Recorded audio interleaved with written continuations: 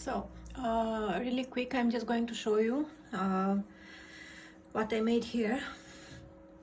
So I took a break, right, for about 2 hours or so, and I compiled a bunch of pictures together to get together a visual representation of my topic. And according to my personal knowledge about this country and the topic which I am researching, okay, the images which came out in the Google search are quite accurate. So of course, having an idea about what I want to do helped me choose the relevant pictures, so to say. So I've compiled this PowerPoint presentation for you. I will attach it in the classroom, so you can scan it better and look at it with a zoom eye and all that. But meanwhile, I will just go through it very quickly and give you an idea, like airplane view of what exactly is in it. All right, so here you'll see on the first page, okay, I will upload this. All right, I will upload it as a PDF file. I will upload it, and you can check every page individually and look at the details and etc. All right, but for the time being, I will just scroll through all this and explain you generally what is going on.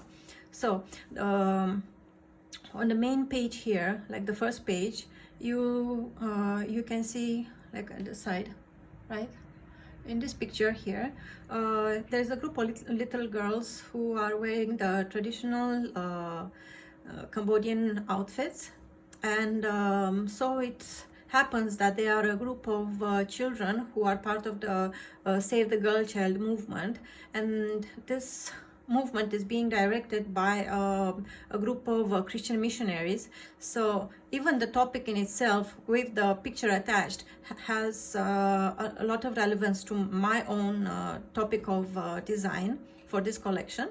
Okay, at the left side here, you'll see there are several dolls which are made by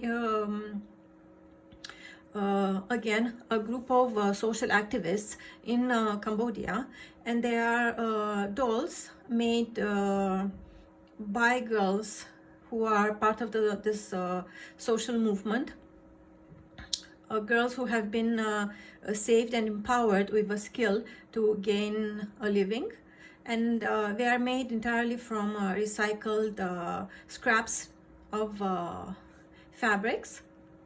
And basically this image here illustrates, incorporates my entire topic. I was so lucky to get this picture. This is very good representative for my general idea. Now, going to the next image. So before going to slide number 2, which now is not loading, but in case, going to slide number 2, which is this, and number 3, and number 4, and so on, you'll see that they are like very small pieces from a very large puzzle. All right, now looking at it from above, like imagine you've just composed the entire puzzle and you look at it from the above, with an airplane view, and you will notice that some specific colors stand out from this entire image. Okay, you will have look at it with some blurry eyes, sort of half closed, and you'll see that it pops out. The orange here pops out, the sky blue here pops out, the dashes of pink, a little bit of white on a very dark background, some touches of red. Okay, so these are, from this piece of puzzle, these are the colors which I can extract. Now, second picture. Okay, again, this is a piece from the bigger image of the puzzle. All right, and looking at it again from above, like from a distance, you'll see that again some specific colors pop out. Like for example, the blue, right, the greens on a brownish background.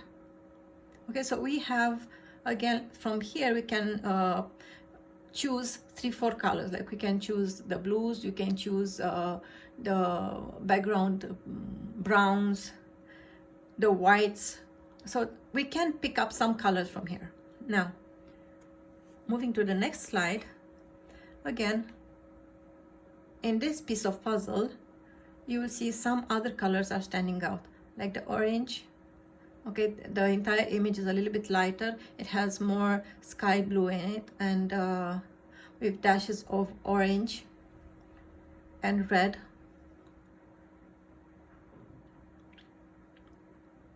Okay, a little bit of pink here at the side. So from this image, there are some, from this entire image, there are some colors which I can extract, like blue, brown, orange. Okay. Again, the next slide. This is a little bit more vibrant, and again, there are, I repeat, these images which came are very good. They illustrate very accurately the actual state of Cambodia at the moment. Of course, prior COVID, right? This is before last year, let's say. Okay. In this image here, you will see which colors: blue, yellow, golden, red, okay, a little bit of green.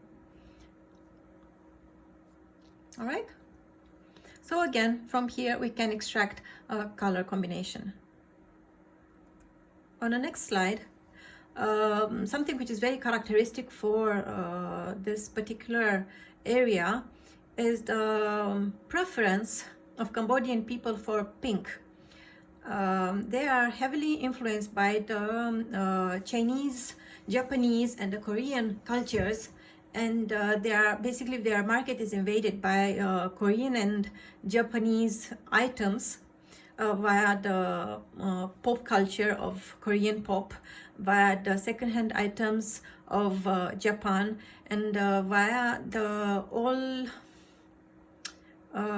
all products made in China, okay, which are easily available and basically sort of like the only things available, because the country is as such has less productivity in many areas, less industrial less industrial activity, except the textile industry that is blooming. All right, so again, back to our topic. From this piece of puzzle, it is very visible that we can pick the pink and several shades of pink. Okay, now going back to slide number 1. So initially this search was entirely focused on gathering a color combination, so a color palette for my theme. All right, but because the pictures were so good, I actually found many shapes, and there's, like, remember we discussed about shapes, texture, shapes. Where are you? Shapes, textures. Okay, shapes, texture, and colors. So we have these 3 dimensions of a costume, right? So searching for the colors, some specific shapes also came. Like for example, this outfit here, this outfit being a traditional outfit, it automatically becomes part, identifiable part to the cultural background of Cambodia. This is what describes Cambodia as a country, its traditions, right? And the traditional costume is a significant part of the local culture. like it is everywhere. Just like India, you will see a sari everywhere. So in Cambodia, this type of outfits are the same. You will see them everywhere. Now,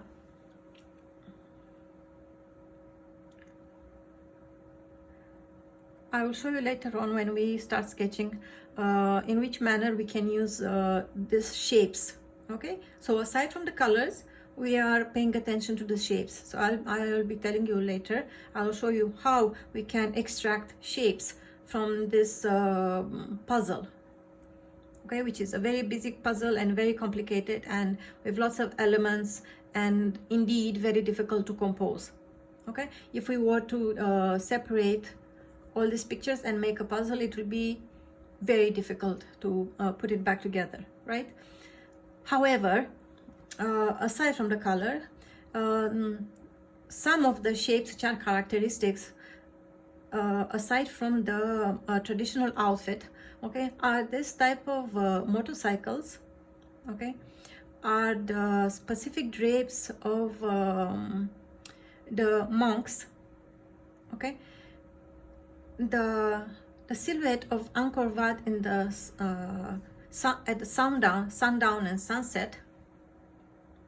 sunrise, sorry, I don't know what I'm saying, sunrise and sunset. Okay, now this picture here,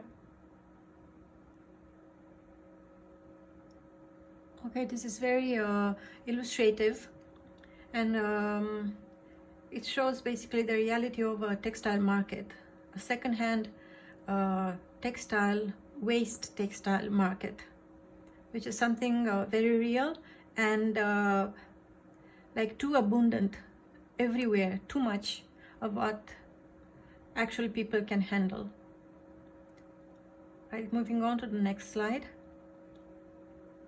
Right, in here again we have some elements, some shapes which we can use later on, like the shaved heads. Okay, they are a symbol and they represent something. Again, we have the motorcycles which are everywhere, so automatically they become a symbol. All right, we have here the Angkor. This is the graphic of the Angkor. This is a pet. I think this is a pet bottle. A can.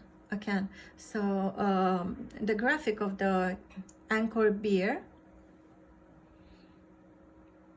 And there was something else. Okay, again Angkor Wat.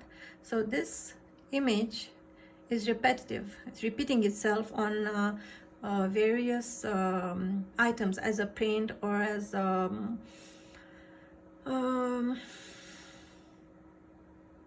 yeah, mostly as a print. Yeah, it can be starting from the flag, Cambodian flag, then on all this touristic t-shirts and souvenirs, touristic souvenirs, down to other more local items which are used on an everyday basis. People are very proud of this symbol. Okay. Moving on to our next slide. Again, we see here some, I think one image is repeating itself. Yeah, one image is repeating itself. I'll have to remove it from there.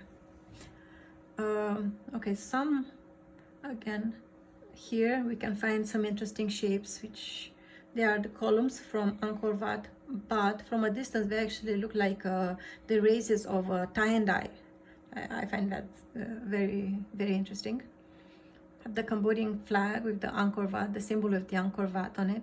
We have the shapes of various statues of Hanuman. Okay, Cambodia has a Hindu background, so many Hindu deities would be seen here and there as statues. Okay, we have the banyan tree. The banyan, this is the, not the banyan tree, yeah, it's the banyan tree, yeah. Okay, here, though this picture itself is not representative of anything, but this is from a site which is explaining how the H&M retail group has shifted to Cambodia and is working on recycling the textile waste, which is pretty interesting. We have the rickshaw view, which is again, that is something which is repetitive, and you can find it in many places. We have, again, this is a representative image again here, and again the Angkor Wat. Right, so there are some elements which can be taken as shapes and be included within our outfits in various manners as graphic prints and etc. Okay, here again, here we have some shapes. Okay, again the beer is repeating itself. Aside from the colors, we have some specific shapes. The Apsara jewelry have the shape of the Buddha, the drape of the monks. Okay, there's Chinese lions who are dancing and making a show for the public around Chinese New Year. So what China has to do with Cambodia? Well, Cambodia has a very large minority of Chinese. Okay, and the majority of them live in the capital, in the urban area. So they are part of like a very big part of the Cambodian, or the existence of Cambodians. So you can see them everywhere, every day. So China in this picture is representative for the contemporary image of Cambodia as it is.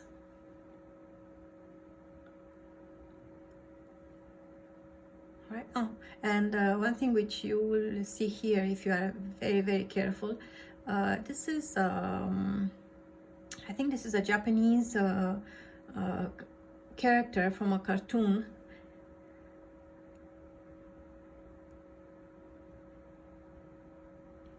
Here it is again. Kitty. This is Kitty. Kitty. Kitty is a character which is very popular in Cambodia as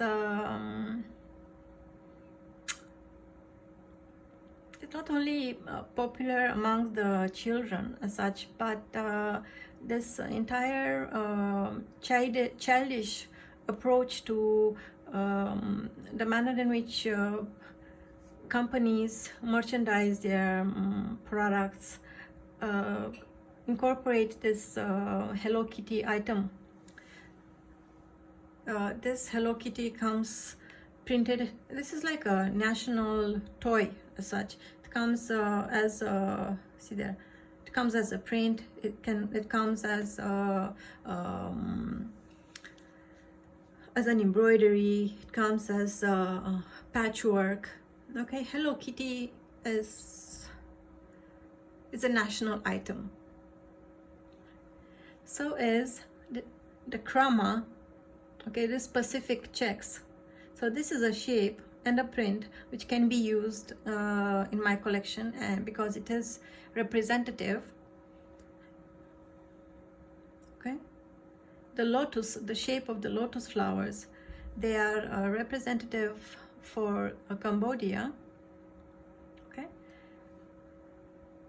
again we see the same type of prints with Hello Kitty and other characters, like cartoon characters, which are being worn by adults, right? Are being worn by adults, and adults, if you notice, are layering prints. So this is one main characteristic of this environment. Okay, the overlaying of the layering of prints. And again here you see the coming of the soft toys, the plush toys, the plush bears in the fashion, in the entire stream of fashion. This is one direction which is a trend at the moment.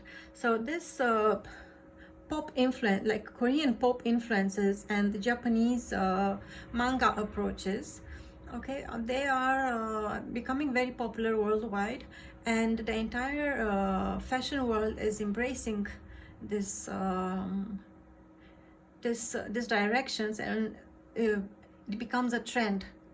All right, so this K-pop influences, all right, along with the Japanese manga characters, are something which is they are representative for this country, as well as a trend, contemporary trend in the worldwide fashion.